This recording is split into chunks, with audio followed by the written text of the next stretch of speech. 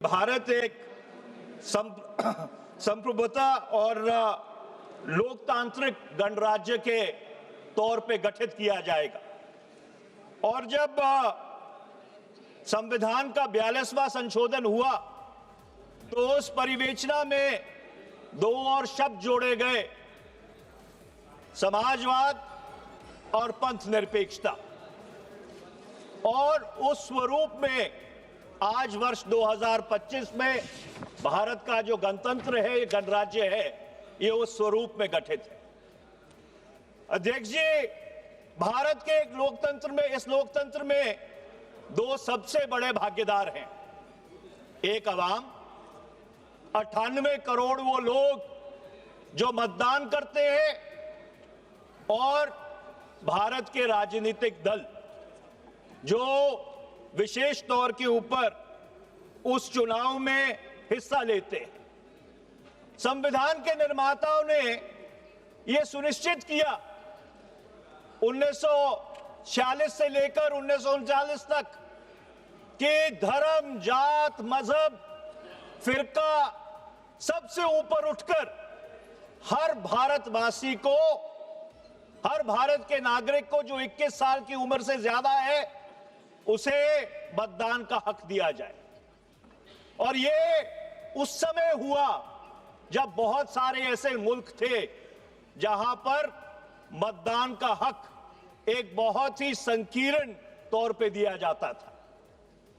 और आज मुझे ये कहने में कोई संकोच नहीं है कि पिछले 78 साल में अगर सबसे बड़ा कोई चुनाव सुधार हुआ, वो भारत के पूर्व प्रधानमंत्री श्री राजीव गांधी जी ने किया, जब उन्होंने 1979 में, 88-79 में, मैं भारतीय राष्ट्रीय छात्र संगठन का राष्ट्रीय अध्यक्ष था, NSUI का, हमारी मांग के ऊपर उन्होंने करोड़ों जो भारत के नौजवान हैं उनको मत का अधिकार दिया, जब मतदान की आयु सीमा 21 से घटाकर 18 वर्ष की गई।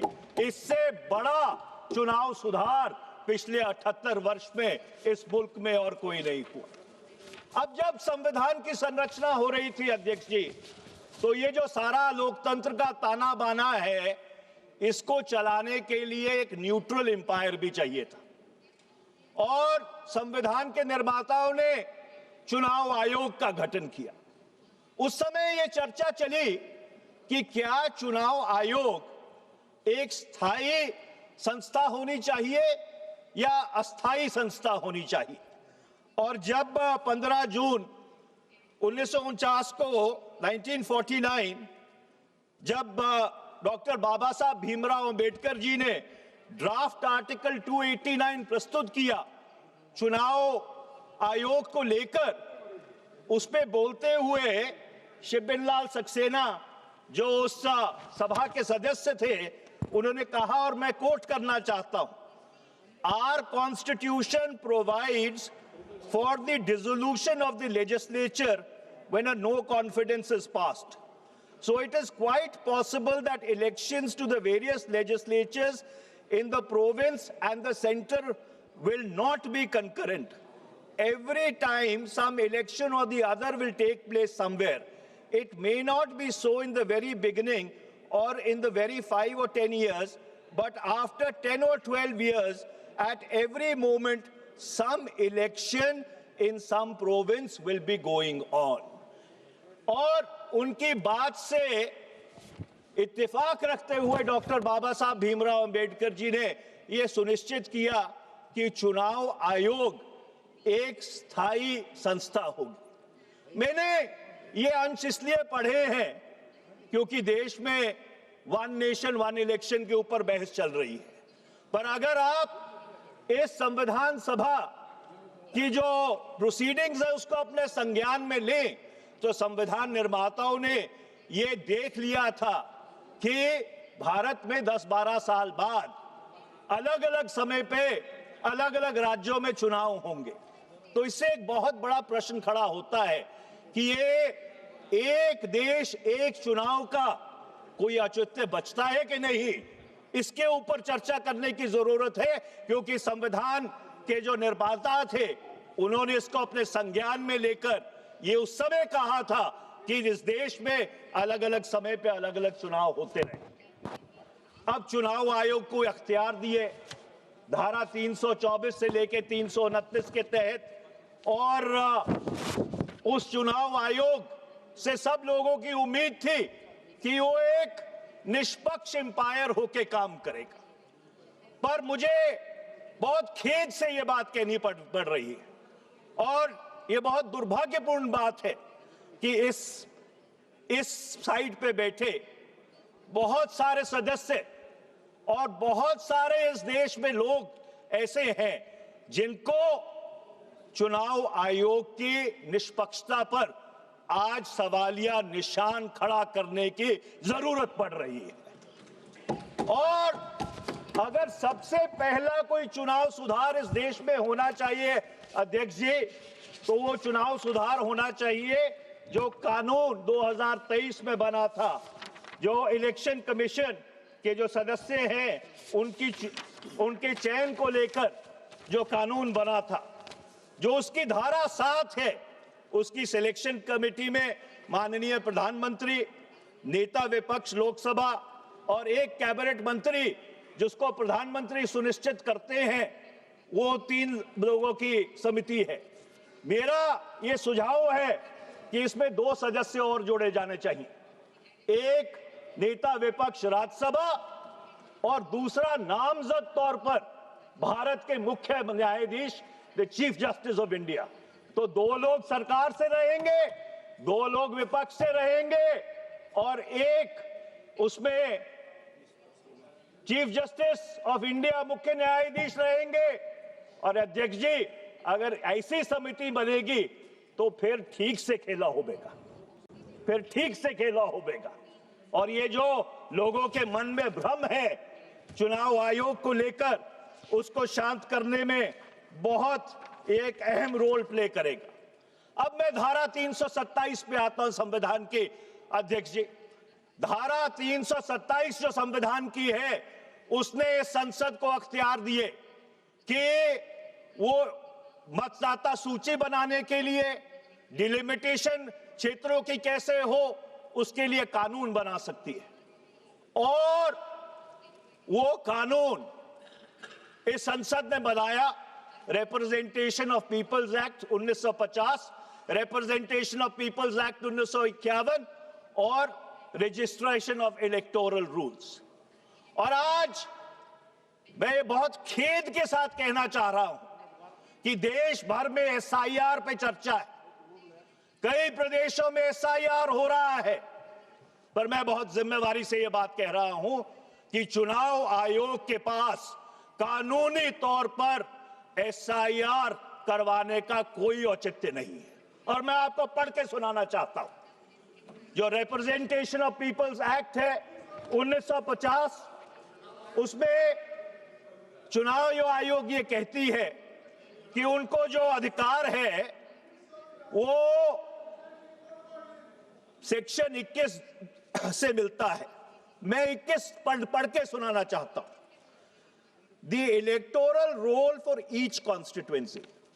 Mr. Speaker, sir, kindly mark the word each. Each constituency shall be prepared in the prescribed manner by reference to the qualifying date and shall come into force immediately upon its final publication in accordance with the rules made under this act. Ab wo the said electoral roll shall, unless directed by the election commission etc, ये दूसरे प्रावधान में है।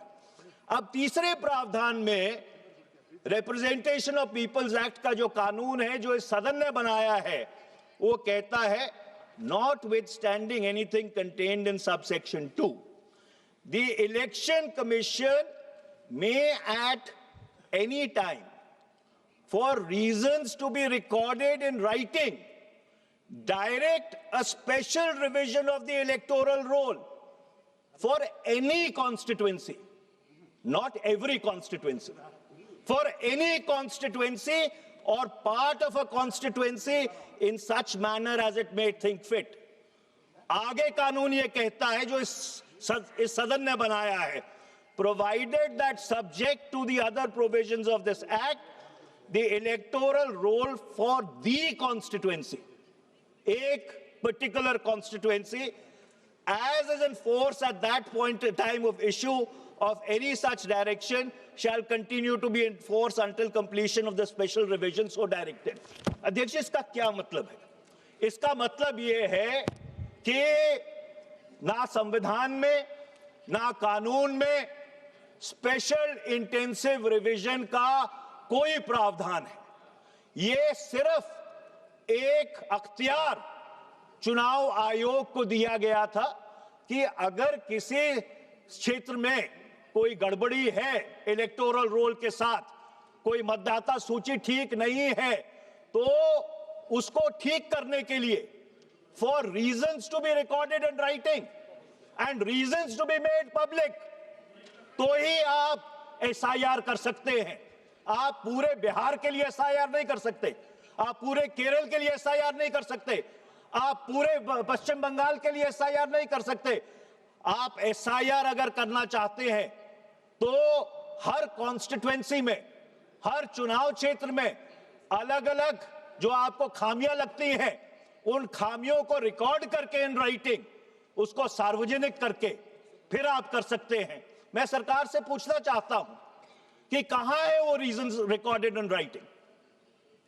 सरकार को चुनाव आयोग से वो जो कारण है उनको अपने संज्ञान में लेकर सदन के पटल पर रखना चाहिए कि कौन सी कॉन्स्टिट्यूएंसी में, कौन सी चुनाव क्षेत्र में कहां पे गड़बड़ है, क्या कंप्लेंट चुनाव आयोग को मिली और उस कंप्लेंट के आधार पर क्या उन्होंने इंक्वायरी की और क्या इंक्वायरी करने के बाद वो अगर इस निष्कर्ष पर पहुंचे हैं कि एसआईआर एक चुनाव क्षेत्र में होना चाहिए, तो उसके जो कारण हैं वो सार्वजनिक होने चाहिए।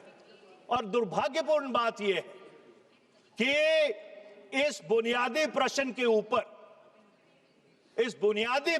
ऊपर कि चुनाव आयोग को एसआईआर कराने का अख्तियार है कि नहीं, ये दुर्भाग्यपूर्ण बात है कि अदालत में भी इसकी चर्चा नहीं हुई। ये होनी चाहिए थी। और आज मैं सरकार से मांग करना चाहता हूं कि हर संसदीय क्षेत्र, हर असेंबली क्षेत्र जहां पे एसआईआर हो रहा है, उसके कारण क्या है वो सदन के पटल पे रखने चाहिए। देश को ये जानने का हक है कि ये एसआईआर किस तरह से करवाया जा रहा है। अब मैं ईवीएम्स में आता हूं अध्यक्ष। ये जो इलेक्ट्रॉनिक वोटिंग मशीन है, लोकतंत्र एक भरोसे पे चलता है अध्यक्ष, और वो भरोसा क्या है कि जब वो 98 करोड़ लोग जाकर उस लाइन में खड़े होते हैं, 5-5, 7-7 घंटे कभी कभी धूप पे खड़े होते हैं। आप राजस्थान से आते हैं, आप जानते हैं कैसी चिलचिलाती गर्मी रहती है मई जून में। उसको यह भरोसा होना चाहिए कि जो वो वोट डाल रहा है वो सही जगह जा रहा है कि नहीं। और आज इस देश में बहुत लोगों को यह चिंता है। मैं ये नहीं कह रहा कि ईवीएम मैन्युपुलेट हो रहे हैं, मैं ये कह रहा हूं कि लोगों को इस बात की चिंता है कि ईवीएम मैन्युपुलेट हो सकते हैं। और जब आवाम का भरोसा लोकतंत्र में टूटता है तो अराजकता फैलती है अध्यक्ष जी, अराजकता फैलती है। और इसलिए यह बहुत जरूरी है। मैंने सदन में सवाल पूछा था, किरण रिजिजू जी यहां पे है नहीं, उस समय वो कानून मंत्री थे 25 मार्च 2002 को। मैंने ये पूछा था इस सदन में, आप आसन पे थे अध्यक्ष जी, कि ये ईवीएम का सोर्स कोड किसके पास है?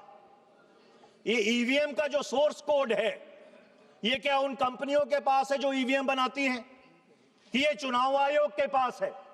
Who has the source code of these EVMs? I did not receive an answer that day. I have not received an answer till now. और मैं आज आपके माध्यम से पूछना चाहता हूं कि सरकार को चुनाव आयोग से यह बात पूछकर हम लोगों को बतानी चाहिए कि क्या उसका सोर्स कोड जो मदरबोर्ड प्रोग्राम होता है वो उनके पास है कि उन कंपनियों के पास है जो ये मशीनें बनाते हैं। और मैं अध्यक्ष जी बहुत जिम्मेदारी से यह बात कह रहा हूं कि इसका ये जो लोगों में आशंका है, इसको हल करने के दो ही तरीके हैं। या तो 100% वीवीपैट की काउंटिंग हो, 100% वीवीपैट की काउंटिंग हो, और या जो से बढ़िया सलूशन है कि हमको पेपर बैलेट पे वापस चला जाना चाहिए। बहुत सारे ऐसे मुल्क थे जिन्होंने ईवीएम का प्रयोग किया था, जापान, जर्मनी, अमेरिका, जहां पे ये आजाद हुए थे, वो सारे पेपर बैलेट पे वापस क्यों चले गए? क्या कारण था कि वो पेपर बैलेट पे चले गए?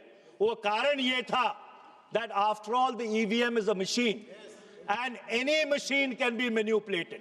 और मैं देखिए एक बात कहना चाहता हूं कि अगर ईवीएम में सब कुछ ठीक है, सब कुछ बिल्कुल पारदर्शित है, everything is coaster, everything is above board, 6 प्रदेशों में चुनाव होने जा रहे हैं, केरल, तमिलनाडु, पश्चिम बंगाल, असम, पुडुचेरी, पेपर बैलेट पे करा लीजिए ना चुनाव, दूध का दूध, पानी का पानी हो जाएगा। देखिए, चुनाव आयोग को तो चुनाव करवाना है, चुनाव आयोग को तो चुनाव करवाना है। चुनाव आयोग को क्या फर्क पड़ता है ईवीएम से हो या पेपर बैलेट से हो? चलो अगर 3-4 दिन लग भी गए गिनती में, लोगों का भरोसा जो भारत की लोकतांत्रिक व्यवस्था है, जो भारत की बुनियाद है, जिस लोकतंत्र के बारे में हम दुनिया में गूंज गूंज के कहते हैं कि हम भारत देश के सबसे बड़ा लोकतंत्र है, उसकी विश्वसनीयता वापस आ जाएगी। अध्यक्ष जी, आज ये जो प्रश्न चिन्ह ईवीएम्स ने हमारे लोकतंत्र पर लगाया है, ये सबसे बड़ा जो सवालिया निशान है। अब मैं अगली बात पे आता हूं अध्यक्ष जी। ये जो सरकारी पैसे का दुरुपयोग होना शुरू हो गया है कि चुनाव आया, चुनाव से पहले आपने लोगों के खातों में कैश ट्रांसफर करने शुरू कर दिए। ये कैसा लोकतंत्र है? ये कैसा लोकतंत्र है कि चुनाव से 15 दिन पहले, 20 दिन पहले, महीना पहले, 2 महीने पहले आप लोगों के खातों में पैसे डालने शुरू कर देते हैं। अच्छा, और मैं इसलिए ये चिंता का विषय है, लोकतंत्र के साथ जो तो खिलवाड़ होता है, भारत के राजस्व के साथ बहुत बड़ा खिलवाड़ होता है। मैंने एक सवाल पूछा था संसद में, 24 मार्च 2025 तक जो केंद्र सरकार और राज्य सरकारों की कंबाइंड लायबिलिटीज है, जो उनकी देनदारी है, वो 2.67 लाख करोड़ है। ये देनदारी केंद्र सरकार की 196 लाख करोड़ होगी 31 मार्च 2026 को। जो combined debt to GDP ratio है वो 86.6% है आपके वर्ष 23-24 में। 18 में से 28 राज्य ऐसे हैं जिनका डेट टू जीडीपी रेशो 30% से ज्यादा है। बिहार का 37% है। मैं अध्यक्ष जी ये प्रस्ताव करना चाहता हूं कि आर्टिकल 292 और 93 के तहत इस संसद को अख्तियार है कि वो जो बोरोइंग लिमिट्स हैं, केंद्र सरकार की भी और राज्य सरकार की भी, दोनों की बोरोइंग लिमिट्स फिक्स कर सकता है। उसमें एक आर्टिकल 293A और जोड़ने की जरूरत है, और वो उस आर्टिकल को यह कहना चाहिए कि अगर केंद्र सरकार या किसी राज्य सरकार का डेट टू जीडीपी रेशो 20% से ज्यादा है, आइडियली तो 10% होना चाहिए, तो वो राज्य सरकार या केंद्र सरकार कोई कैश ट्रांसफर नहीं कर सकती। You cannot win elections at the cost of the national exchequer or the state exchequer. This will absolutely bankrupt our democracy. This will bankrupt our country. ये एक बहुत अहम प्रस्ताव है जिसको बहुत गंभीरता से इस सदन को अपने संज्ञान में लेना चाहिए। नहीं तो अध्यक्ष जी कोई राज्य सरकार बदलेगी नहीं कि चुनाव आया, किसी ने 20,000, किसने 15,000, किसने 35,000 रुपया लोगों के खातों में डाल दिया और दोबारा आप चुन के आ गए। और जो आपके सूबे का कर्जा है वो और ऊपर चढ़ता जा रहा है। कई सूबे तो इस देश में ऐसे हैं जो इंटरेस्ट को सर्विस करने के लिए, ब्याज को सर्विस करने के लिए, ब्याज चुकाने के लिए कर्जा लेते हैं। ये किस तरह का मुल्क बनाने जा रहे हैं हम लोग? और ये चुनाव जीतना, सरकार बनाना, this is not an end in self. हमसे पहले बहुत लोग आए, हमसे बाद में बहुत लोग आएंगे, पर अगर ये देश बचेगा, इसका लोकतंत्र बचेगा, तो ही आने वाली पीढ़ियां ये कहेंगी कि हमारे पूर्वज जो थे वो हमको एक धरोहर सौंप के गए हैं। ये इंटरजेनरेशनल इक्विटी नहीं सौंप के गए। मैं एसआईआर के बारे में एक और चीज कहना चाहता हूं अध्यक्ष जी। अगर आप एसआईआर कर रहे हैं, मेरा तो मानना यह है कि चुनाव आयोग के पास कोई लीगल बेसिस नहीं है, कानून उनको इजाजत ही नहीं देता एसआईआर करने की। पर अगर आप कर रहे हैं तो आप मशीन रीडेबल लिस्ट क्यों नहीं देते राजनीतिक दलों को? उसमें क्या आपत्ति है? अरे एक तरफ तो आप डिजिटल की बात करते हैं कि भाई हम ईवीएम से चुनाव करवाएंगे, दूसरी तरफ उसी डिजिटल पे आप मशीन रीडेबल लिस्ट भी देने के लिए तैयार नहीं है। ये कैसी विडंबना है? ये कैसा खेला हो रहा है? और आखिरी में अध्यक्ष जी, क्योंकि समय निकलता जा रहा है, आपने शुक्रवार को मुझे अपना प्राइवेट मेंबर्स बिल रखने का मौका दिया। मेरी ट्रेन छूट रही थी, आपने बहुत कृपालता की। मैं उस समय आपने मेरे से एक सवाल किया था कि क्या एंटी डिफेक्शन लॉ को अमेंड कर देना चाहिए, और मैंने आपको कहा था कि मैं ये प्राइवेट मेंबर्स बिल 2010 में लेके आया था, 2021 में रखा था और 2025 में दोबारा से लेके आया हूं। देखिए, जब एंटी डिफेक्शन लॉ आया था उसके पीछे नियत बिल्कुल ठीक थी कि आया राम गया राम की राजनीति को रोकना चाहिए। पर हुआ क्या है, जो रिटेल प्रोसेस था वो पहले होलसेल हुआ कि 1/3 डिफेक्शन, फिर 2/3 डिफेक्शन 2003 में जब स्वर्गीय अरुण जेटली जी उसमें संशोधन लेके आए, और 2014 के बाद तो बिल्कुल ही मेगा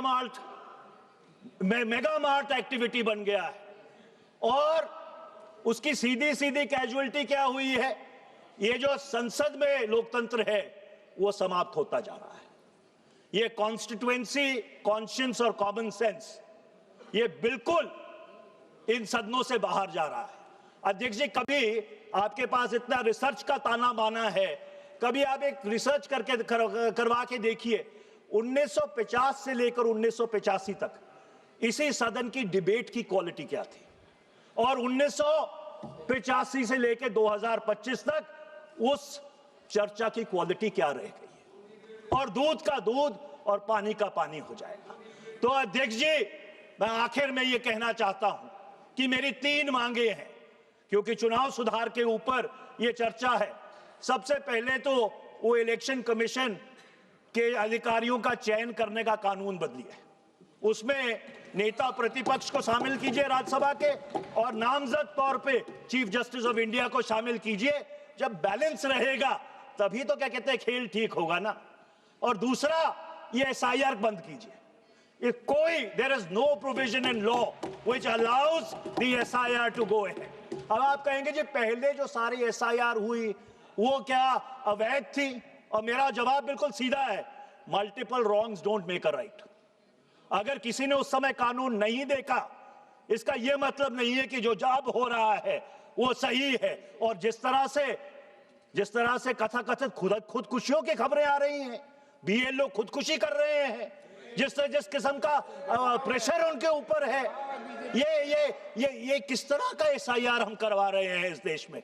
और तीसरा और मेरा आखिरी आपसे अनुरोध ये है कि ये जो सरकारी पैसे से जो ये डायरेक्ट कैश ट्रांसफर चुनाव से पहले होते हैं, ये डायरेक्ट कैश ट्रांसफर को बिल्कुल बंद करवाना चाहिए, क्योंकि ये पूरी तरह से लोकतंत्र के खिलाफ है।